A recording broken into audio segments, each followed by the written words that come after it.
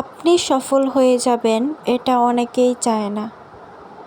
আপনি সফল হয়ে গেলে উপরে উঠে যাবেন এটা অনেকেই চায় না। আপনি সফল হয়ে গেলে সমাজের কাছে দাম পেয়ে যাবেন এটা অনেকেই চায় না।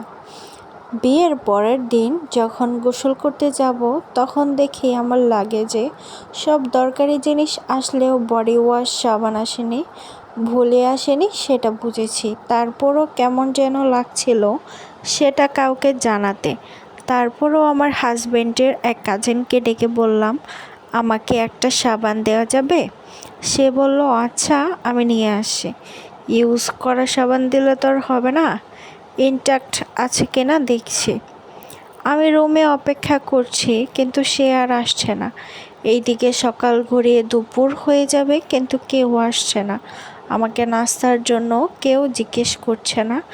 পেটে অনেক ক্ষুধা ছিল। হাজব্যান্ড একবার এসে বলে গেছে, একটু অপেক্ষা করো, আমিও খাইনি, তোমার সাথেই খাবো তুমি গোসল সারার পরে। এই কথাটার ওপর ভরসা করেই 2 ঘন্টা খুবই বিব্রত বোধ করছিলাম এভাবে বসে থাকতে, তাও গোসলের জন্য। আমি সাবান ছাড়াই গোসল করে নিতাম, কিন্তু তারা বলেছে সাবানের জন্য অপেক্ষা করতে, গোসলে যাওয়া যাবে না। আমার মোবাইলে আমার খালামণির কল আসলো। উনি জিজ্ঞেস করলেন, কি করছি? আমি বললাম, কিছু না, বসে আছি। উপাস থেকে নীরবতা, আবার গলার আওয়াজও শোনা যাচ্ছে, বাট কথা বোঝা যাচ্ছে না। খালামণি বললেন, শোনো মা, একটু অপেক্ষা কর, সাবান নিয়ে আসতেছি। এর মধ্যে তোকে কেউ কিছু বললে কোনো কথা বলবি না।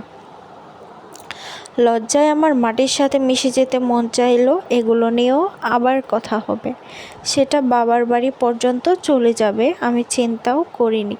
দুপুর 1:30, আমি এখনও বসেই আছি। খালামণি আর আমার একটা কাজিন ভাই আসছে সাবান নিয়ে। রুমে ঢুকেই আমার হাতে তারা সাবান দিয়ে বলল, যা গোসল করে আয়। লজ্জায় আবারও আমার মাটির সাথে মিশে যেতে মন চাইলো। আমি গোসল সেরে খালামণি বললেন, আমরা চলে যাই। আমি বলতে চেয়েছিলাম খেয়ে যাও, কিন্তু আমার পেটে কিছু পড়েনি।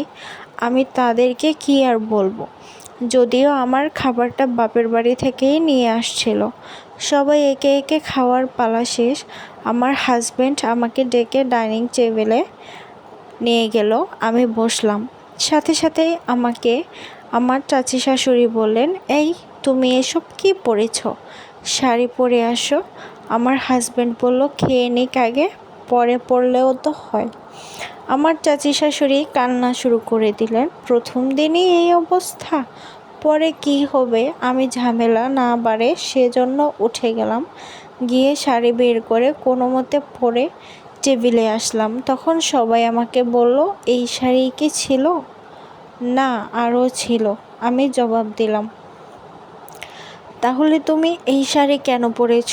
এইসব হালকা কালার কি বউরা পরে? দেখতেও কেমন কম দামি লাগছে। এসব তোমার বাবার বাড়ি রেখে আসো নেক্সট টাইম গেলে। আমি কি তাহলে একটা কালারফুল শাড়ি পরে আসবো? জিজ্ঞেস করলাম আমি। তারপর আমি একটা সবুজ শাড়ি পরে আসি। তারপর আমাকে খেতে দেয় তারা, কিন্তু সেই খাবারের কোনো স্বাদই আমি পাইনি, কারণ বিয়ে করার স্বাদে অলরেডি আমার পেট ভরপুর ছিল। রাতে যখন ঘুমাতে যাব তখন মা বাবার সাথে ফোনে কথা বলছিলাম। হঠাৎ কেউ একজন রুমে এসেই আমার ফোনটা কেড়ে নেয়। দেখলাম আমার ননাস ফোনটা কেড়ে নিয়ে উনি বললেন, আমাদের গীবত করছো? আমি বললাম না, ভালো মন্দ জিজ্ঞেস করছিলাম। তাহলে এতক্ষণ কি কথা হলো? তোমার বাবাকে এক্ষুনি কল দাও, দিয়ে বলো ভালো মন্দের খোঁজ বাসায় এসে নিয়ে যেতে। এত ফোন আলাপ চলবে না, আর ফোনটাও আমার কাছেই থাকবে সেটাও বলে দিও। জোরে করে কথা বলার ছিল বাবার বাড়ি, যেটা না বললে পরের দিনই হয়তো তারা আমার বাবাকে এখানে হাজির করাবে অপমান করার জন্য। আমি চুপি চুপি গেলাম মোবাইলটা ননাসের রুম থেকে চুরি করতে।